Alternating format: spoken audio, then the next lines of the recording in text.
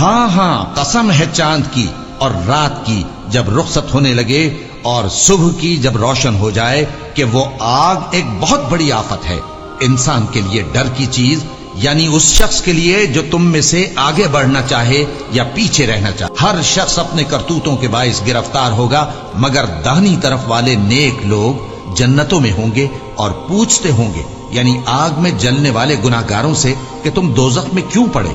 وہ جواب دیں گے کہ ہم نمازیوں میں شامل نہ ہوئے اور نہ ہم فقیروں کو کھانا کھلاتے تھے اور ہم بحث کرنے والوں کے ساتھ مل کر بحث کرتے تھے اور روز جزا کو جھٹلاتے تھے یہاں تک کہ ہمیں موت آ گئی۔ تو سفارش کرنے والوں کی سفارش ان کے حق میں کچھ فائدہ نہ دے گی۔ ان کو کیا ہوا ہے کہ نصیحت سے روگرداں ہو رہے ہیں، گویا گدھے ہیں کہ بدک جاتے ہیں جو شیر سے ڈر کر بھاگ جاتے ہیں۔ اصل یہ ہے کہ ان میں سے ہر شخص یہ چاہتا ہے کہ اس کے پاس کھلی ہوئی کتاب آئے، ایسا ہرگز نہیں ہوگا۔ حقیقت یہ ہے کہ ان کو آخرت کا خوف ہی نہیں۔